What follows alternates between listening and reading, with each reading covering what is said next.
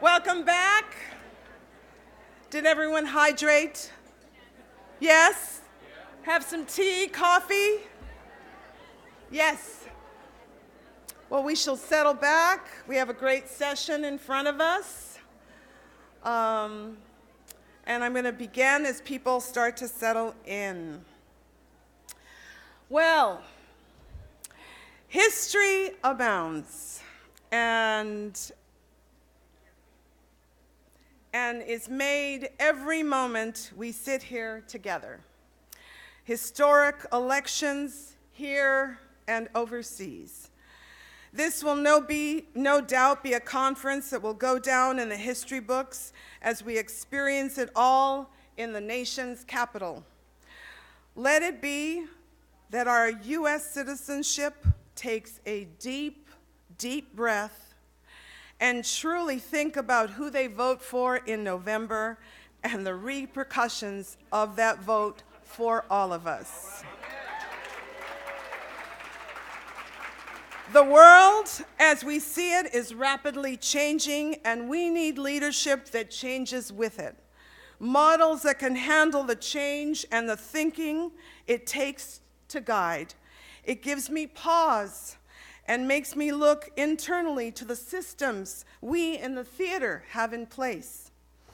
Today's afternoon sessions celebrate individuals and companies that are taking risks, speaking out, innovating. Let's embrace those values as we navigate the waters that often grow rough.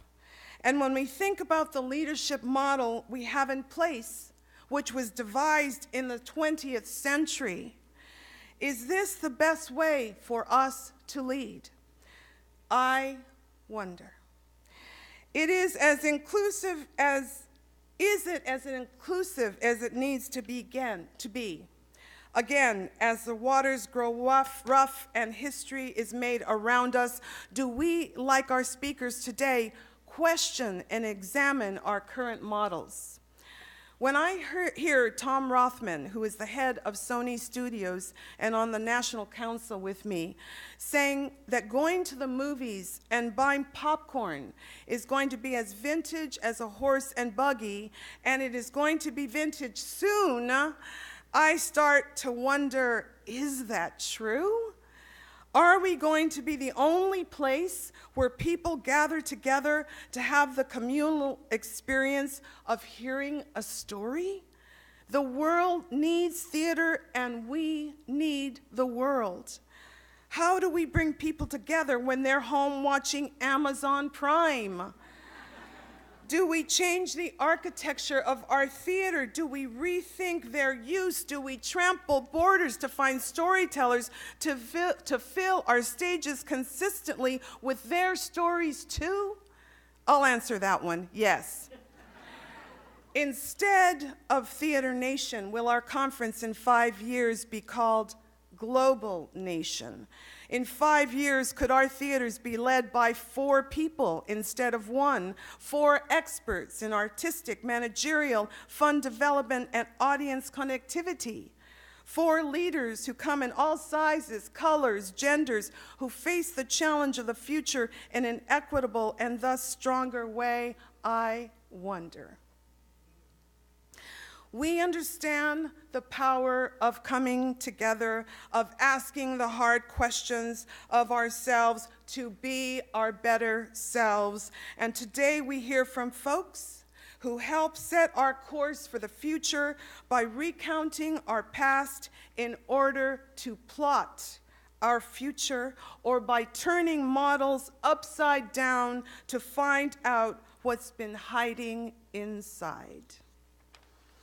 I have the honor of introducing my fellow TCG board member and the next chair of the TCG board, an individual with a generous spirit and vitality who will continue to ask the hard questions and support the TCG staff in their continuous innovation. Ladies and gentlemen, Kevin Moriarty, Artistic Director of Dallas Theater Center.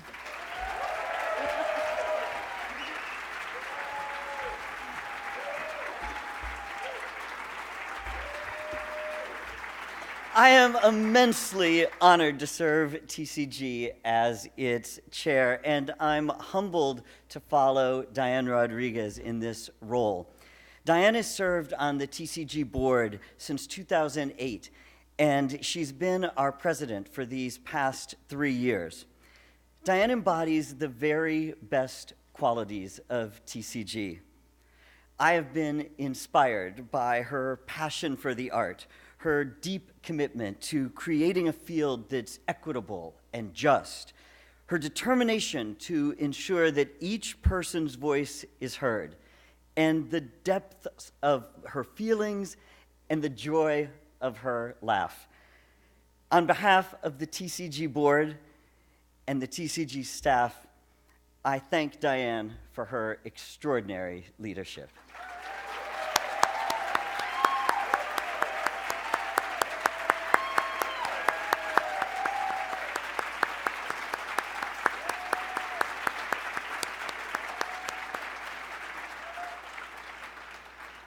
As we look ahead, TCG and our field face many challenges, but even more opportunities. We are committed to inspiring equity, diversity, and inclusion throughout the American theater and throughout our country. We are committed to encouraging innovations in creating theater that is not just for, but also of and with the people in the communities in which we create our art. We're committed to strengthening the financial security of our theaters so we're adequately capitalized to take risks and provide a meaningful living for the artists as well as the administrators alike.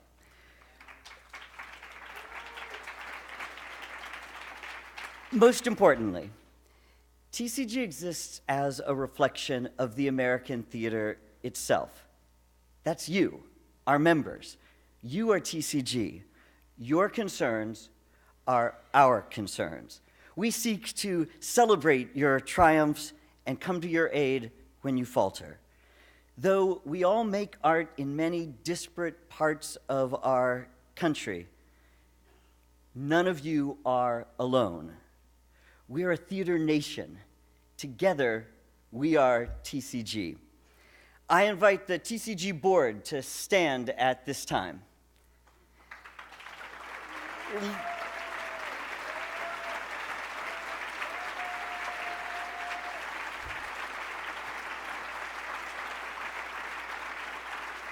So, look around at those board members. I encourage you to seek them out throughout this conference and throughout the coming year, to share your stories, your hopes, your concerns with them, so that TCG can be ever more responsive to your needs. And I invite you to join me in thanking them for their service to the field.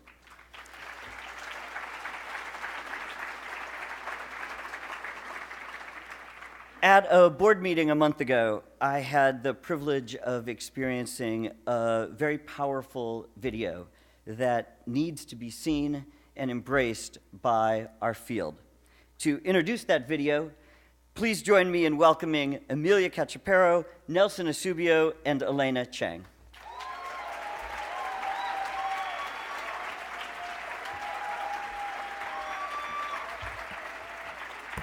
Hey, you all. Hello. Thank you, Kevin.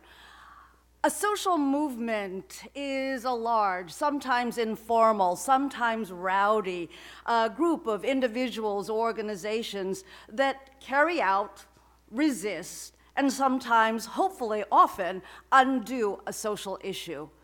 TCG has created a movement along with our partners in the Asian American Arts Alliance, the Asian American Actors Performing Arts Coalition, and Inclusion for the Arts, and here in DC, the Smithsonian, an initiative that seeks to eradicate yellowface, brownface, and whitewashing, that lays the groundwork for the movement moving forward of positive images of all people of color, the increasing visibility and opportunity for API, Asian Pacific Islander people. We've partnered We have regional partners in 7 cities outside of New York, in Los Angeles, San Francisco, Seattle, Chicago, Minneapolis, Boston, and Philadelphia, and soon others, I hear, to join on. And we had a forum in New York on May 2nd, which focused on changing the picture. It was called Beyond Orientalism, the Forum.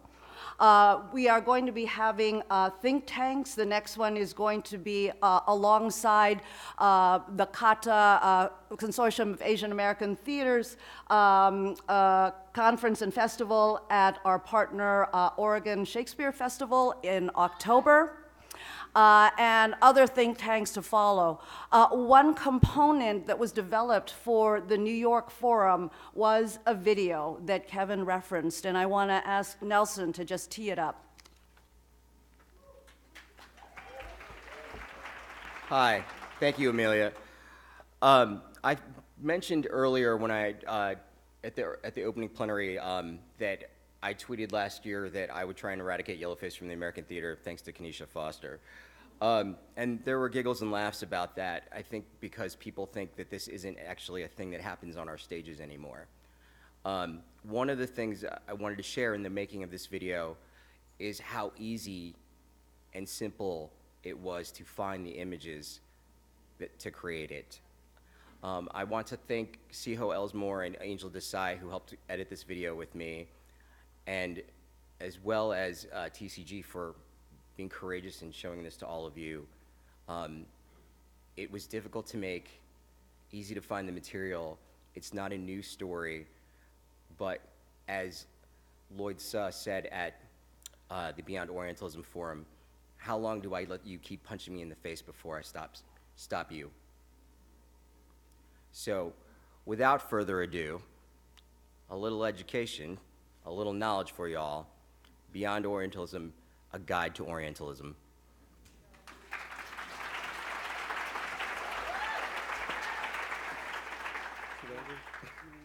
Why is there so much light?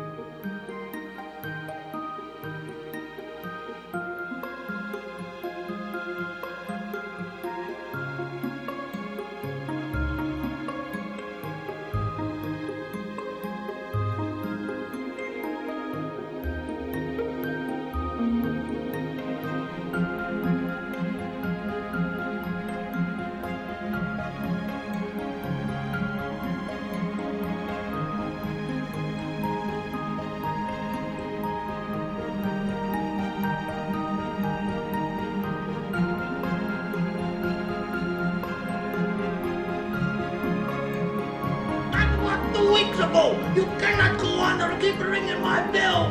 You disturb me. You must have a key made.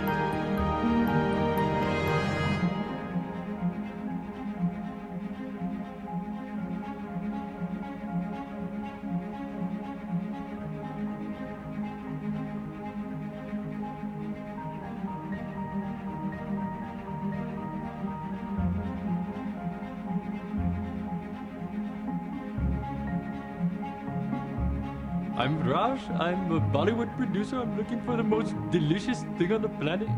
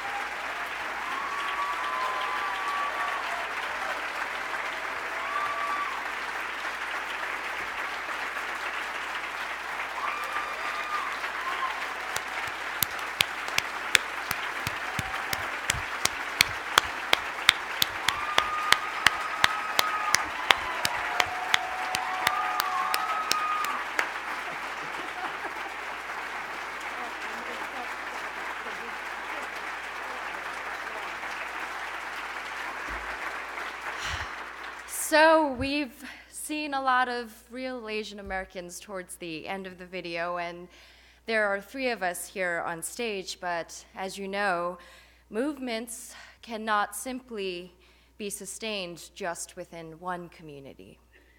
This effort moving forward needs your support, the support of friends, allies, and the larger communities to ensure that there is better representation on stage and beyond.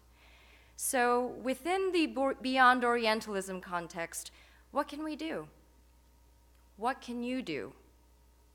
Here are just a few examples of how we can stand up and speak out. If you teach, include scenes and monologues by Asian American writers in your classes.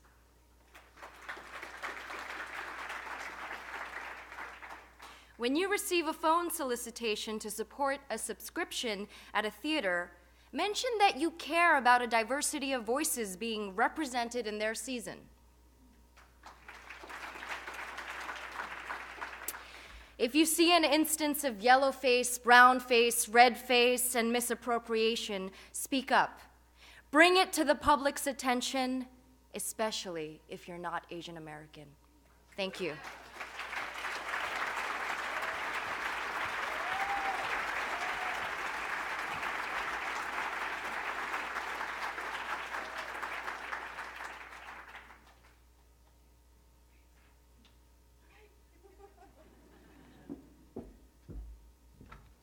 Thank you. So very powerful. Thank you.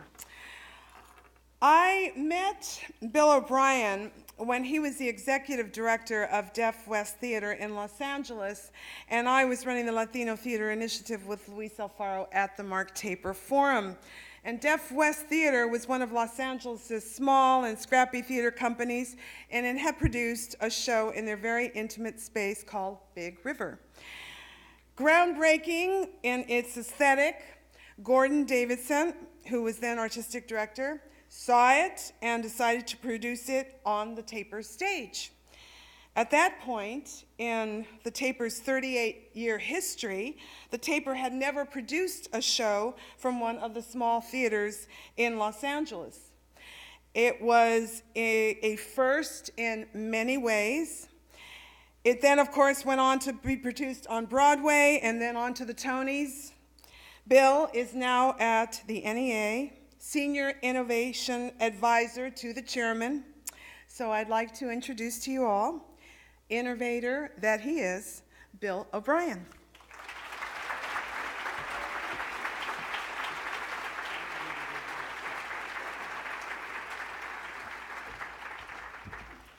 Hello, it's great to be back at TCG. I just have one quick little technical thing that I need to say. I'm here really today to present an award to Deaf West Theater, the Peter Zeisler Award. Before I do, I just have to say that our ethics office requires me to be clear that I'm, to avoid any kind of appearance of favoritism, I'm not here as a representative of the National Endowment. But that's okay because I'm actually here as one of the million or so people who have experienced a Deaf West show and have found the experience to be absolutely life-changing and mind-blowing. The Peter Zeisler Memorial Award is to be given out every year to a theater company that demonstrates innovation and non-traditional practices, advances freedom of expression, and to honor a theater that has not been fully recognized by the field. I think that Deaf West is absolutely a fantastic recipient for this kind of award. The third item there on not being fully recognized by the field might sound a little funny at first because Deaf West has been on Broadway twice. It's won a special award for Tonys for excellence in the theater. Couple of Tony nominations. It's just been back on Broadway and another Tony nomination this past year. But having had the privilege to serve as Deaf West's managing director and producing director for 6 years, I know that that was really just the tip of the iceberg. As Diane said, Deaf West was mostly a small, scrappy theater in Los Angeles, and I was privileged to be able to really watch how that the secret sauce was baked into the approach that they do. It involves so much commitment, so much insight. If we think about theater as being a place where we come around to share ideas in a communal way, the process that Deaf West has developed over the years requires that every actor on stage unpacks every idea that they're exploring, translates it in a way that allows everybody to be on the same page, hearing actors, deaf actors, and audience members. And it's really what attracted me to Deaf West in the first place. How many people have seen a Deaf West production? Wow, that's great.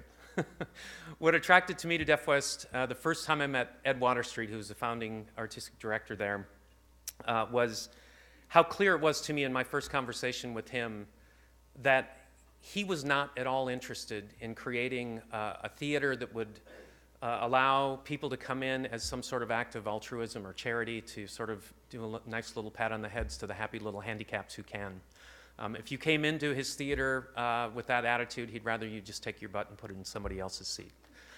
For Ed, I think what he wanted to do was really erase what you thought when you come in the door, whether you're a deaf young person like DJ was when he first came in the door, or hearing people who were maybe curious about what they might be encountering, and really immerse yourself in a kind of deeply committed, highly expressive form of theater that really nobody else I've ever seen can do.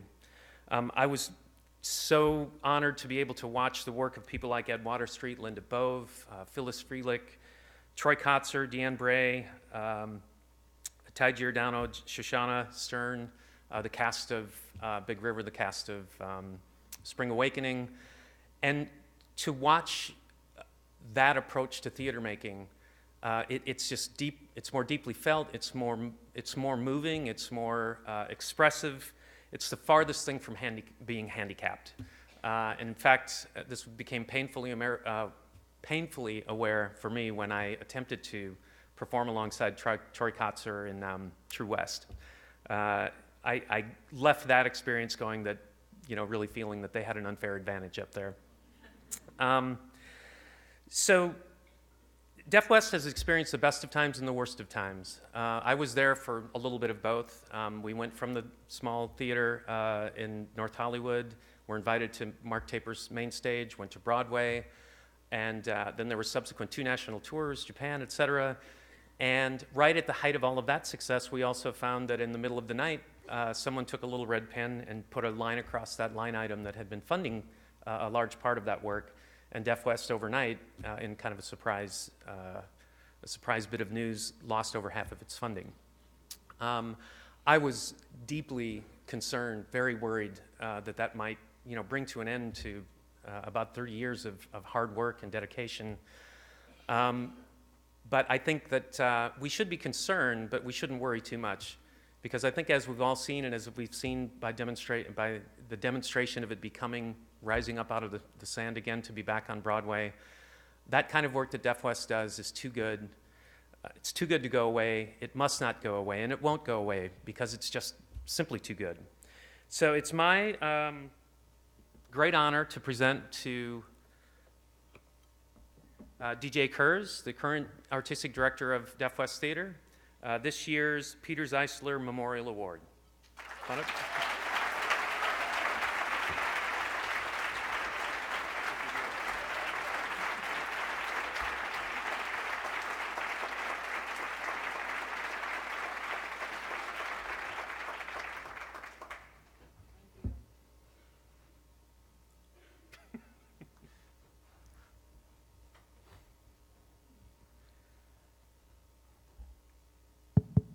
Thank you, Bill, and thank you, TCG.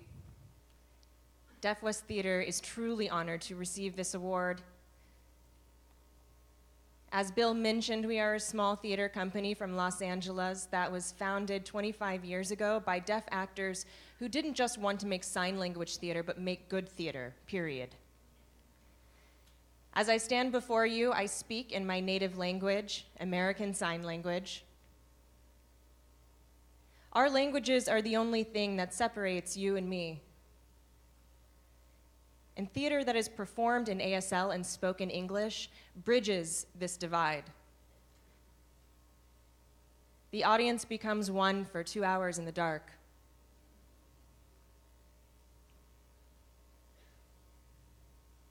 Theater is a remarkably effective vehicle for illuminating the hidden margins of our world.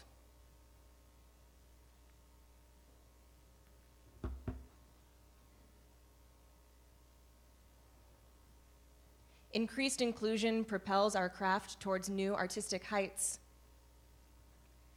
Deaf West's track record of success as a theater company is tied to the new meanings that sign language, deaf culture, our stagings, and our actors bring to the material. The history of sign language theater is young. With any luck, it will arc upwards. We have the power as a community of theater practitioners to simultaneously advance our art and to bring our respective worlds together. And we must do this together. Thank you all.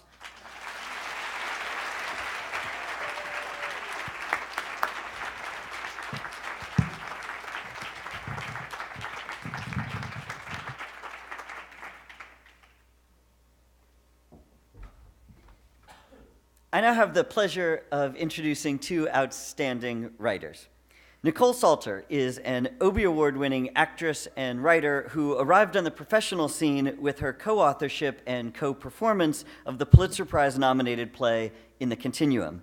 Nicole has written 6 full-length plays, been produced on 3 continents in 5 countries, and was most recently seen on stage in the West Coast premiere of Head of Passes at Berkeley Rep. She's also the co-founder of the Continuum Project, a nonprofit organization that creates innovative artistic programming for community empowerment and enrichment. Stephen Karam is the author of the Tony Award-winning play, The Humans, for which he also received the Obie Award, Drama Critics Circle Award, Outer Critics Circle Award, Drama League Award, and was a 2016 Pulitzer Prize finalist. He's also written Sons of the Prophet, which won many distinguished awards and was a finalist for the 2012 Pulitzer Prize, and Speech and Debate, which was the inaugural production of Roundabout Underground. Please welcome to the TCG stage Nicole Salter and Stephen Karam.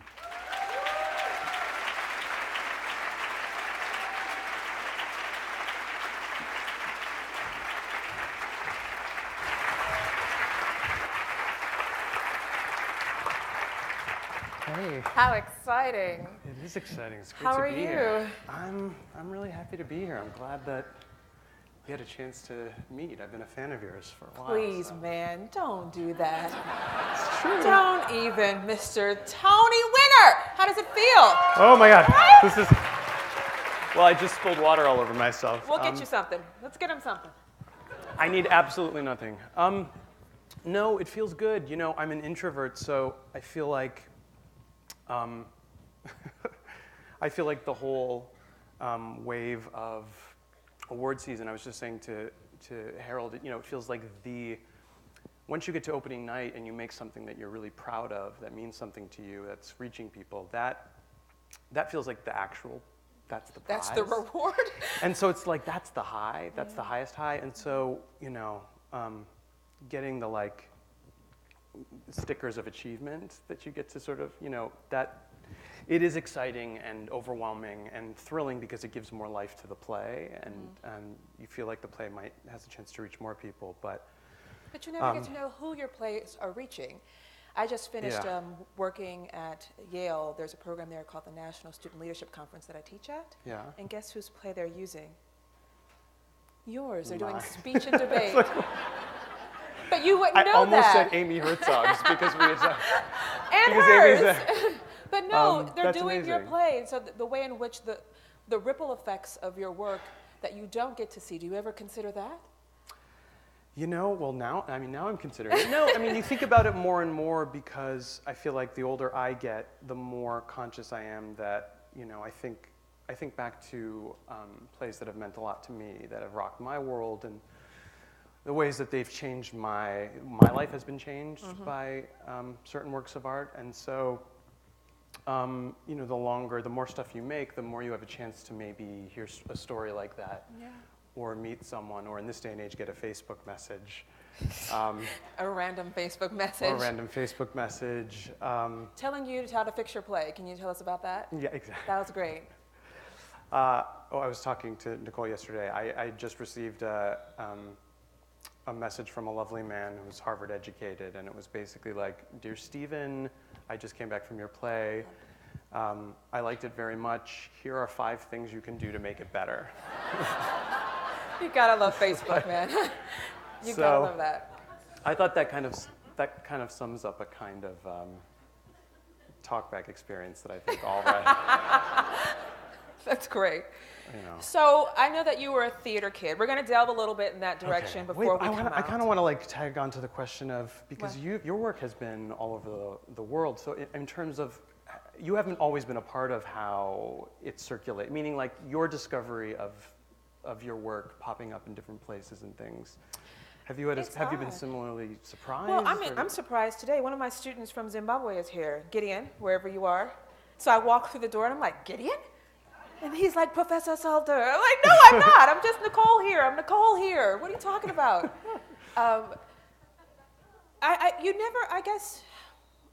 You never know who you're going to impact. Yeah. I'm often stopped on the street by young women who say that they've used my play in the continuum to audition for programs, like they entered the business with my work. Yeah. That always floors me. Because I remember those monologue books, I remember filtering through and hoping people like them. I mean, I think I did Medea, Yeah. And part of it was part of the genesis, because you made it when you were still when I was in school. A student, yeah. Was to generate material that. It made me feel. It often makes me feel the impact that you don't get to curate. Sometimes makes me feel like a fraud, because I guess a bit of me wants to feel like I'm a hard worker and I've worked for everything that I have, and so much of that experience is out of my control and beyond my planning. Yeah. So I feel like how did that happen? Like, would you want to curate it though? I don't know that I would. It just feels like it, like when I make a grilled cheese sandwich, I know I made it. I know where I got the cheese and I know where I got the bread, and I own that. It's mine. It's good, right? Yeah. But there's something about writing and having the legacy of the word on the page kind of live beyond your wildest imagination. I mean, if like Shakespeare knew that he would make it to, South Central Los Angeles. Do you know what I mean? Totally. I wonder what his response would be. Yeah. Well, I'm adapting The Cherry Orchard now, and I had done a version of The Seagull for film, and reading the accounts of that first production, Chekhov literally, famously sort of, a little bit exaggerated that he ran out of the theater the night, but it was an enormous failure, and so sometimes it's the reverse. You actually can't. It's hard to know what the lasting, legacy will be. Yeah, but it's also interesting that we're control freaks in a medium, but we're completely drawn to a medium where you have no control. And it's all about collaboration. Well, let's talk about that lack of control. Clearly, we're drawn to our work being reinvented over and over again. Let's talk about that lack of control, because it does start so much. Don't like it. I mean, there's a lack of control from the beginning. I mean, some people might think oh, you wrote it. Like my husband often says to me, like I'm trying to figure out a certain plot point or a character arc, and he doesn't get that. I don't feel like I'm manipulating it. He's like, well, you're writing it. Just make it whatever you want. She ended up on the plane. I was like, but how did she get there? He's like, why does it matter? You're writing it. Put her on the plane. I was like, no, it doesn't work that way. I have to earn those moments. And he's like, I don't get it. Are you writing the play or is the play writing you? I don't know. And I can't explain to him that lack of control. Yeah. I did have an idea, and I do have a way of thinking about it, but I actually, it's often a very scary process. Yeah, and oftentimes when you have the clearest of ideas as a starting point, or by the time you reach the finish line, I know for me, they sometimes change so much that sometimes they remain the spark that got you writing, but they recede into the background so much that suddenly a play that you thought was about a certain political axe you had to grind You've written something completely different. Yeah, the play does sort of Evolve. take control in some ways once it really gets going. But I love that. Don't you love that kind of? I love it when it works. I mean, Yeah, that's true. I guess I don't always. It's a process that makes me laugh sometimes, because when you step back from it after you've done it a couple of times, you're like, oh, this is the part where you feel like you don't know what you're doing. Yeah. Oh, this is the part where nothing works. Yeah. Oh, this is the part.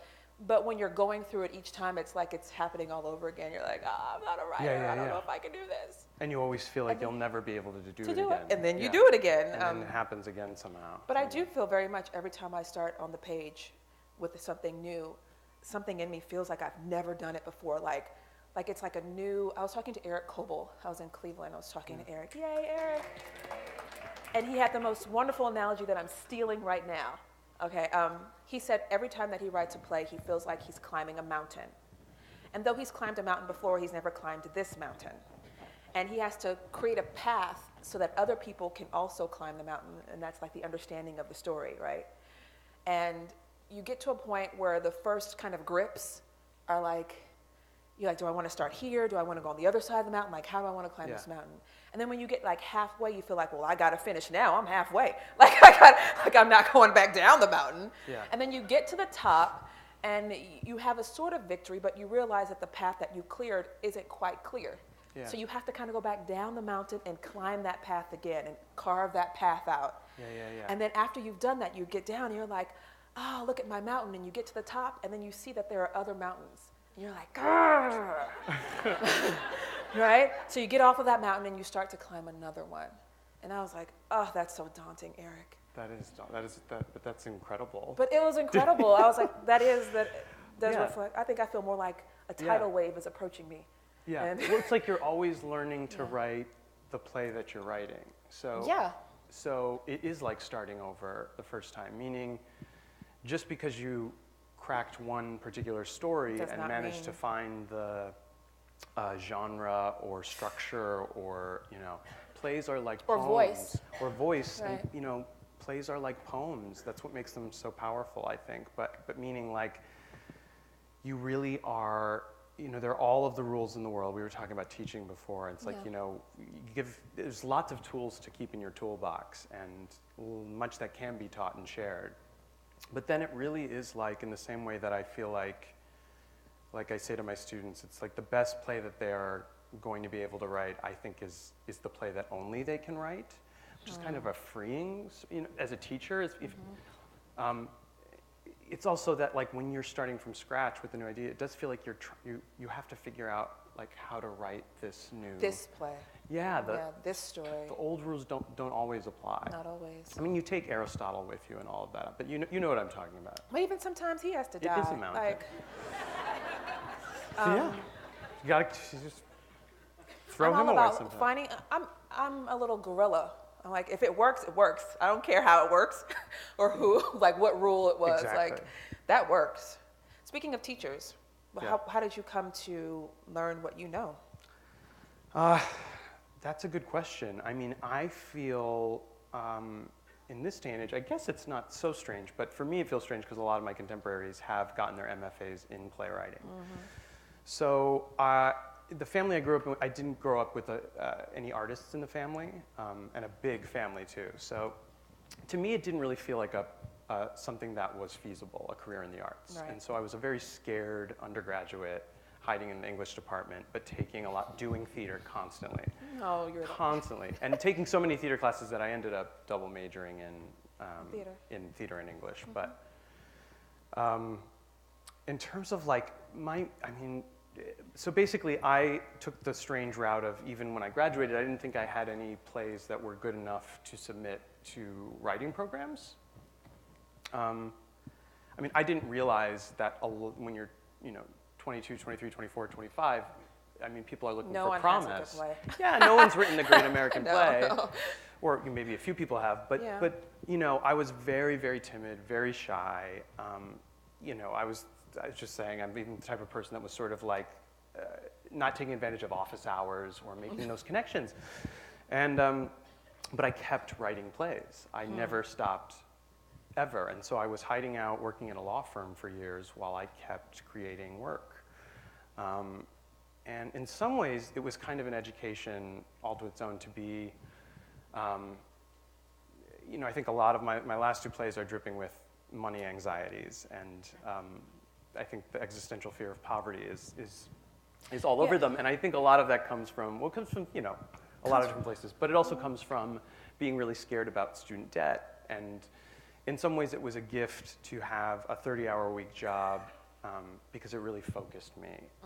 And it gave me incredible life experience. I mean, I'm still, so to cut to the chase, you know, I feel like a lot of my education in my graduate school has been both teaching for the last 4 years and also the generosity of other writers, my contemporaries, writers from who I never dreamed I would get to know and meet, who have. Do you have a mentor? No, and that's interesting because I feel like I do have 10 people who probably don't know it, but they are my mentors. Yeah. And they're people like you who I end up meeting through stuff like this. No, but I mean, like, meaning you end up having conversations, and it's you know what I'm talking about, though, right? Those people become your mentors, and you're having breakfast with them, and they don't know that they are. They think you might have had like a very clear.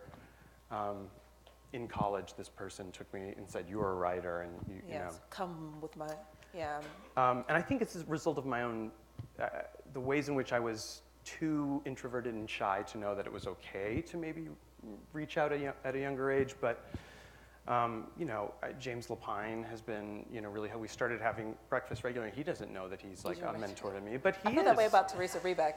You like know, I go to her house and I eat her food, and she doesn't know I'm milking her. I mean, I get together with.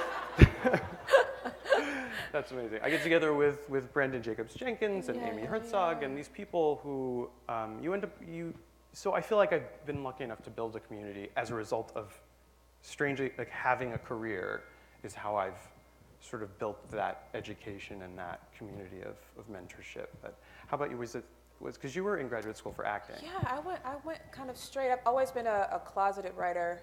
When you say you were younger, you were always kind of writing, but you didn't have. And I was a theater dork. You were right. Yeah, I always wrote, but never wrote, like shared anything. I avoid sharing. I have a laptop from 1997 that looks like a brick. Yeah. And in it, there are like 4 plays that I started that I never finished. I was like inclined. And really in the continuum was the first time Danai actually aided me to see something through.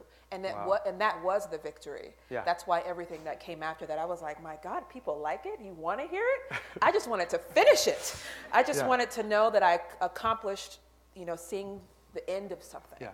What was it like to write the first thing, though, without Danai? Or did you lean on other people, like as, not as co-writers, but as, what am I doing? Like, well, take a look at this I was a little naive. Part of why I wrote was because people kept asking me what I'm writing next. Like, I had no inclination to write anything next. But they're like, so what's next? I'm like, what do you want next? Yeah. That's what's going to be next. But it was like they determined you were a writer. I mean, yeah, they had, like, they stamped me, and I wasn't quite ready to be stamped. Like, even when I decided that I wanted to write, I would go for, like, emerging writers programs, and they're like, oh, but you've been off Broadway. You've been to, and I'm like, but I'm emerging. Yeah. I need some help. And they're like, no help here, you know, so it was. That's funny. That was with my start with Roundabout Underground. They created this incredible Harold's here somewhere. Where is he? There he is. Yay. But there is a very funny thing that happens then when, like, here I'd been working in the law firm for 10 years. I had Roundabout create this incredible program and launch my play. And that was in the process where I just felt like I was ready to start, okay, now I'm going to start applying to grad school. And the kind of response I got back, and from a lot of those emerging, you know, was that maybe you were too, you know, that like you go from being like, I'll never have a career in the arts, and maybe I'm going to go. Now we can't. Now you should produce your own. It's a very fast thing, and it's an incredible problem. But I feel like I'm sort of sensitive to that. I know writers who's, you know, as if everything falls into place after your first. Yeah. You know, as if after you know, in the continuum. No, it was as if everything like was clicked for you. It didn't. It was very scary, and I didn't know what I wanted to say. Once I, who is that? I'm teasing. I think that once I kind of got a handle on my own voice and what I wanted to say, at least it became a decision that I had made. Yeah. You know, I don't think it made it any easier, but I was like, oh, I am doing this. Yeah. Were you patient waiting for the next idea? No, or did I you thought it was going to happen search? just like in the continuum. I'm like, Yeah. where are you people? Don't you see I've written something new? They were like, who are you? What are you doing? Yeah. No, it didn't happen that way. But I mean, the idea for your second play, like, were you like, do you finish plays and sometimes have periods where there's a drought, or do you feel like There's never a drought. you're one-to-one? I feel plagued by ideas. I'm like, okay, this is the last one, I promise. Oh God, this is the last one. Okay, then that one, and then that's it. I'm putting down the pen. Yeah. And how do you determine what takes the lead? Like, what does it just sort of happen? It just overtakes me. Yeah. Like it needs to happen. It just needs to be finished. I don't know how else to describe the kind of urge. I mean, at a certain point, you have commissions, and there people are calling you, so it needs to be finished. That's helpful too. Yeah. Yeah, and they push you forward. It is very helpful. Forward and beyond. But I think the initial impulse is usually just the desire to have, to contribute to the canon and to have voices that I recognize be a part of the options that are available to people, kind of, I guess, as an overarching motivation. Yeah. But I'm also very issue driven. There's usually something that makes me mad or very sad that I want to write about. See, that's interesting because I feel like I sometimes arrive at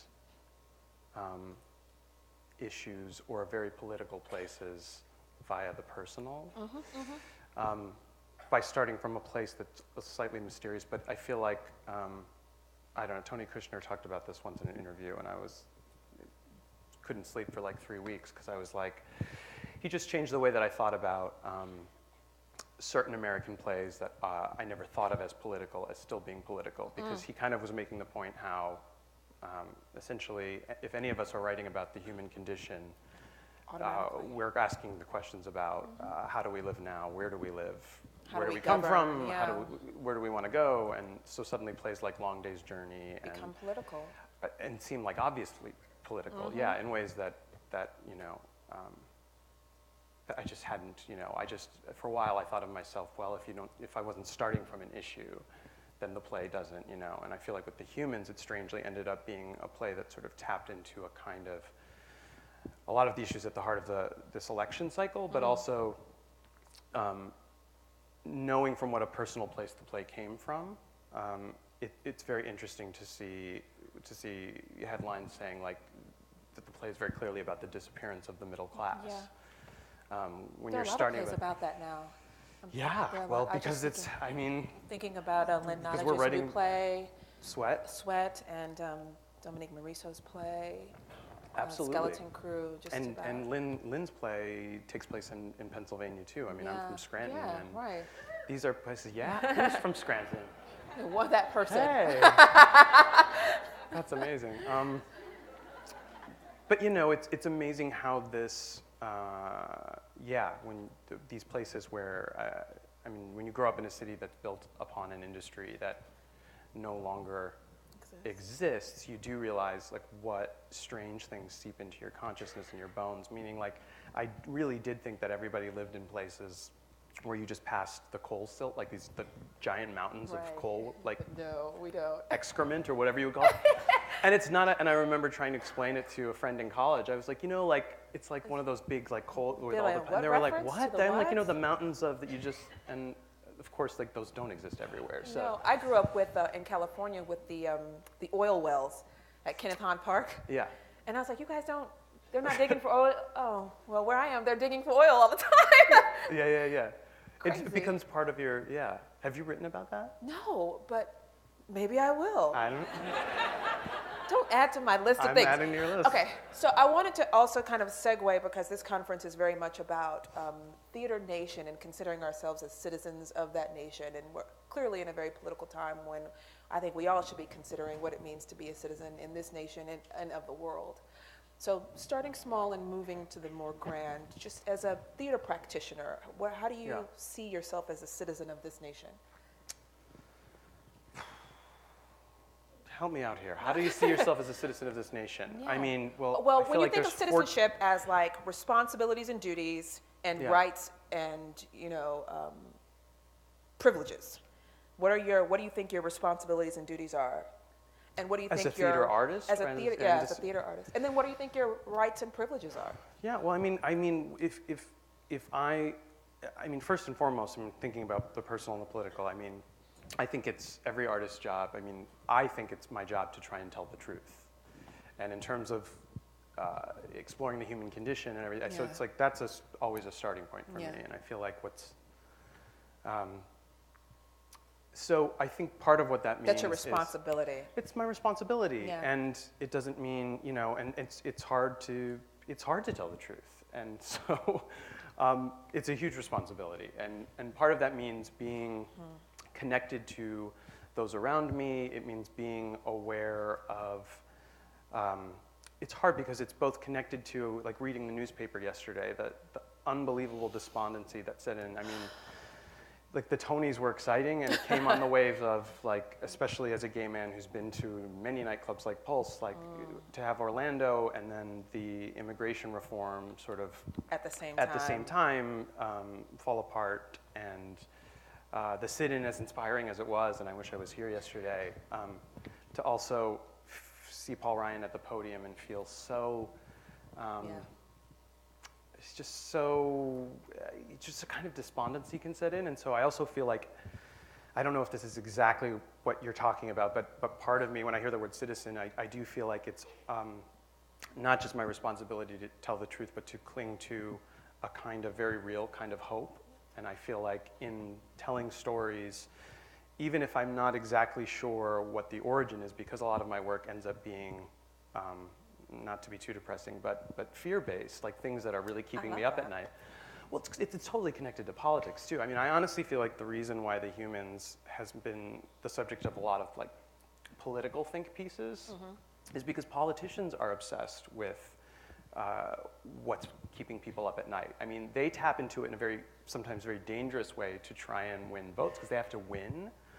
But art just has to tell the truth, and I think that's a privileged position to be in. So I don't know.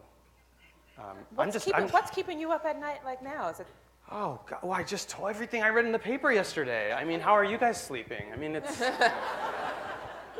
I mean, there's scary times, but there are also times that again, we live in this time where the response post-Orlando, when you see the way people have organized and stuck together, and the way you and I think a lot of you guys were probably sitting in yesterday, right? Yeah. I came in this morning, but.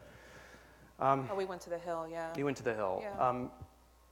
So I feel like though, yeah, I mean, how are you doing, Nicole? I feel like. I don't know. It feels almost like a play. Yeah. I think I said to someone earlier today, like, if I wrote this, no one would produce it. They'd be like, what? Yeah. This is ridiculous. I We mean, need can to we be more talk grounded. about? Can we Be more talk about grounded. England too? Because it's what's so sad is that it feels. That just scares me. Well, because it goes back to fear again. Yes, hooray. That was yeah. Yeah. Oh, talking about it. Okay. Well, I just feel like it's so. In terms of, I think what's interesting is I feel like I started my last play because I was obsessing about not just the things that were keeping me up at night, but how these universal fears that we all have, to go back to like us as a community, how differently we cope with them. But what is that universal, those big existential fears, our fear of poverty, our fear of Failure. death, failure, ill health, all these Irrelevance. things. Irrelevance. But how does the can go same on. fear of, like, in terms of understanding, let's say something I don't understand, which is people who are voting for Trump, people who are voting, but there's a very real kind of fear that we can connect to that a lot of people in England, especially the lower working classes, blue-collar workers, I think there is a kind of fear that we do have to work to understand, even if we don't think that the corner that they've sort of run to cope with that fear seems insane to me personally. I think it's, right now I'm trying to navigate those waters and make sense of it, because I think there's a lot of fear of loss of identity too. fear of loss of identity, but the fact that that the fear of the changes that are happening to see these setbacks in terms of, especially in terms of immigration. I mean, my grandfather was born in Lebanon, as were my oldest aunts and uncles. And so to see this fear of the other in 2016 work so successfully, and for us to just maybe start to feel good about Trump being more of a joke, which I never really thought was You did ever. it? No, because I grew up in Pennsylvania swing. And go like, you're punked. But did you grow up in a swing state? So I mean. I didn't. I grew up in California, very blue. So when you grow up in a swing state, where's Scranton at? You're Scranton, girl. What's interesting, and I think maybe this is reflected in the people who populate my plays, or the different kinds of people, is that you know, I mean, you're just very close to people who very easily can go one way or the other. And that's been a fascinating thing. I mean, that's something I reflect on only now talking to you, but no, I live in Jersey now, and my mechanic, it's often interesting to hear him talk because he talks politically and we don't. We just, you know, we could say, hey, Larry, how are you doing? And he always is, you know, telling us about, you know, that climate change doesn't exist, and if it does, so what? It's survival of the fittest. The cream will rise to the top. He stopped my husband once, just recently he stopped my husband and said to him, he was upset because someone had called him racist, and he thought that that was such a cop-out. And my husband's like, he's a big, very black man. And he's like, you're my friend. Nicole's my friend. How can I be racist? Wait, why do you keep getting your car fixed by this guy? You've got to go somewhere else. It's terrible. Trust me, he's really good. Okay. He's really, really good and really nearby. Yeah. It's like the Starbucks thing. It's like none of us want to go there, but it's there. Sometimes it's like right there. What are you gonna do? I mean, and that's kind of like, you know, the like institution, like there's like these institutional connection to this issue, this a kind of responsibility to them or not. Like we can't just, like I don't mind going to Quality Auto, you know, but Larry's a part of Quality Auto, you know, like so we're in this. This and those conundrum. discussions are important, meaning like even though it seems like he's not leaving a lot of room for your point of view, or maybe not hearing you completely, but you know, but severing those ties is not the answer either. And because when, like for instance, we found out earlier, my TCG friends and I, that like Cameron like quit. You know, he quit, right? He's resigned. He's resigned. And I guess I have several reactions to that, and I think that's maybe my empathetic brain. I can see various points of entry into that decision. But like, I said to someone like, when you leave a marriage, you don't just resign.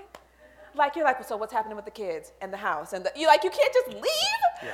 Yeah. Like, so well, like, what happens to our union? Yes, you know? well, but it's happening over several weeks. But I guess maybe there's this. I mean, this understanding that the change that now has to happen can't really happen, or would be foolish for him to be putting into place. It's like the balkanization of everything, and it's the simultaneous what I consider a celebration of diversity, of the ability to stand in your own and in your truth and to celebrate your culture and your way of expressing and your way of showing up to the world. And insisting that, you know, people take you like that. Like people take me with my locks, like take me, I'm not gonna straighten my hair, right? And at the same time, there's like this whole other movement of like, well, that means I have to be only with, you know, I have to find my locked up crew and we can only be together, you know, like I can't like cross that divide. Like it's this simultaneous pull and freedom. I don't know. I think it's an interesting moment in our country. Yeah. Well, because it's just, this is just, I mean, my mind, honestly, I'm like half here and half thinking about Brexit and Trump at the same time, because it just makes you realize, even though we're experiencing it right now, I still feel, I don't know if you feel this way, but it's like, it is a shocking reminder of how many people feel just completely disenfranchised, and how many people feel so unheard that, yes, I do think there's this weird kind of nativism that's caused people in England to maybe respond to that call, but I also think it's the timing of, it is just, it's a wave of frustration that it just Like feels a like a giving message up. being sent. Yeah. It feels like I'm giving up, and it feels like maybe this will, maybe this'll work. maybe now you'll pay attention. And it's less about the consequences of that and more about like, you've gotta, I mean, it's almost like a kid whose parents don't, you know, it's like acting out, like meaning, Like I don't know, I'm that's very real. And so I feel both like, I mean, we're dramatists, so we know that people are complicated and we know that nothing's as, you know, but it feels like, in terms of trying to understand the psychology behind it, it feels both upsetting but also important to sort of understand it in that context. I don't know. Do you feel like we as an industry, or you as an individual, you as your peers, that you're responding fast enough? No, not at all. I mean, honestly, no. No.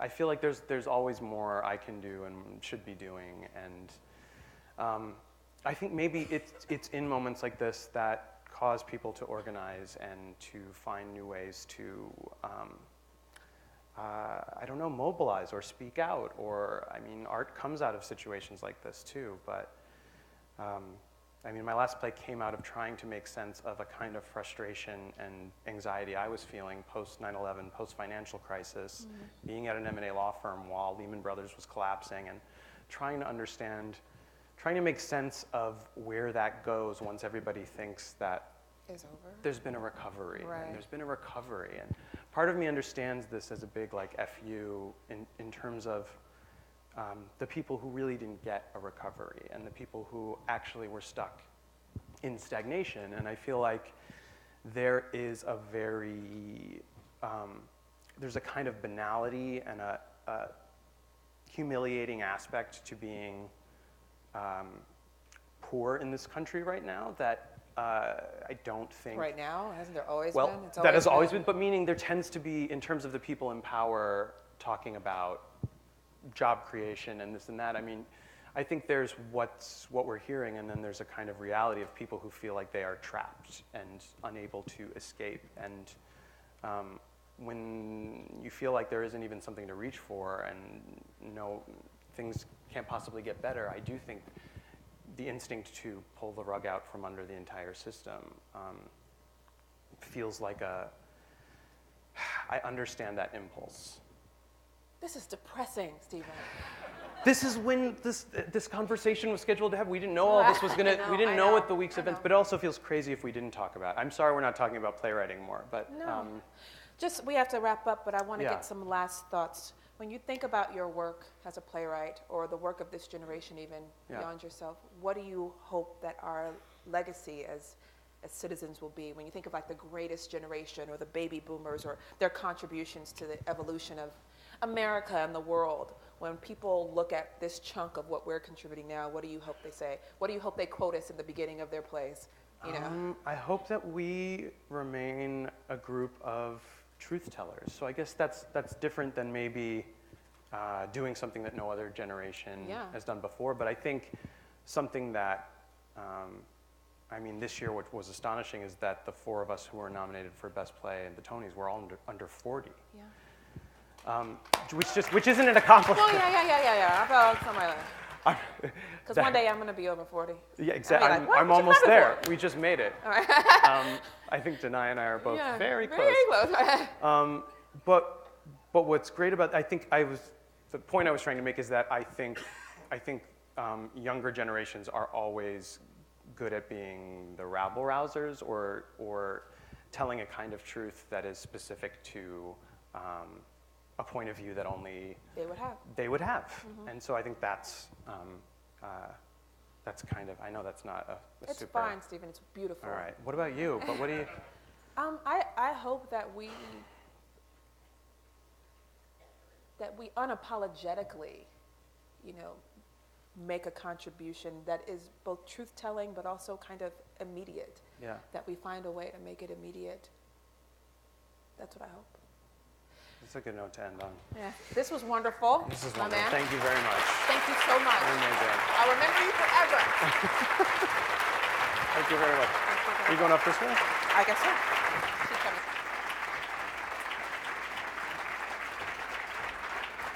Thank you so much, Stephen and Nicole.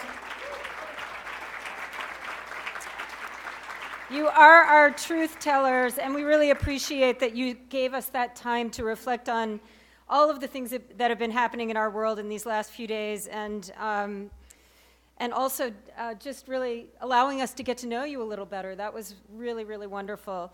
I also want to thank Amelia and Nelson and Elena for sharing Beyond Orientalism with us.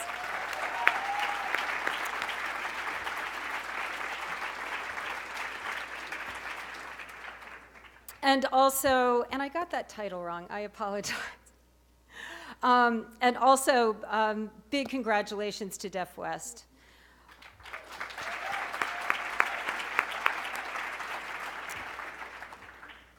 I wanted to also, we're about to head, we've had really big day today. I know that there have been so many sessions, and I've been hearing from people about just how much they're enjoying what they're learning and what they're hearing here in the plenary sessions. Now we have more. This is a busy evening. We have professional affinity groups. I want to remind you that the majority of the dine-arounds are rallying at the registration table at 6:15. Space is still available in a few of those dine-arounds. You can check out the options in Conference 2.0, but to give you a really quick taste, Arena Stage is hosting dinner at Station 4 before the radio play of The Originalist. Studio Theater is hosting dinner and conversation about producing intimate but provocative plays at the Hamilton in downtown DC. And host committee member Pete Miller will escort a group to District Taco and then to see We Happy Fuse Chalk in Eastern Market. There are 2 performances that are just for TCG attendees, the Trump Card and Downrange, Voices from the Home Front. You can learn more about that also on Conference 2.0 in your booklet. And finally, for those who still have some party left in them, Woolly Mammoth is hosting the late night party to showcase the DC theater community from 9:30 p.m. until 12:30 a.m. You can arrive anytime after your shows and we'll be there. Woolly, just so you know, is roughly a 10 to 15 minute walk from the hotel. Bring your ID and your conference badge to be let in. And the host committee has found support to underwrite 1 free drink ticket to attend. So really, how can you miss this? That's it. Have a great night, and we'll see you tomorrow.